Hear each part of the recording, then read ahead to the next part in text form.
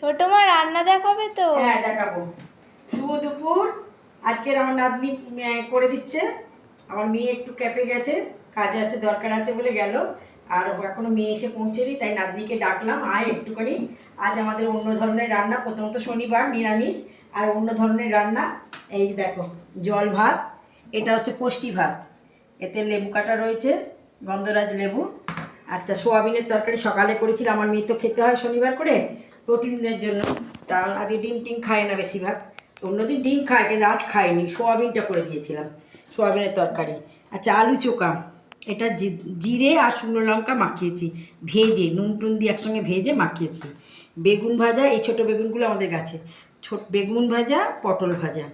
মুগ ডাল ভাতে ঢ্যাঁড়স আর বরবটি একসঙ্গে ভেজেছি, আলু ভেজেছি, ধোকার বড়া করেছি, কুমড়ো ভেজেছি।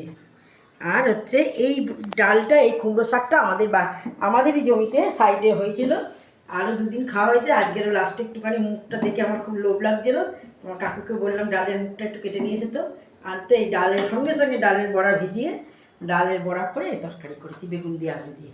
আজ আমার আজকের এই সমস্ত রান্নাবান্না। পুষ্টি ভাত যদি তোমাদের পছন্দ হয়ে থাকে, বা আমার এই ভাজাভুজি যদি তোমাদের পছন্দ হয়ে থাকে, তাহলে একটা লাইক করে দিও, একটা সাবস্ক্রাইব করে দিও। নমস্কার।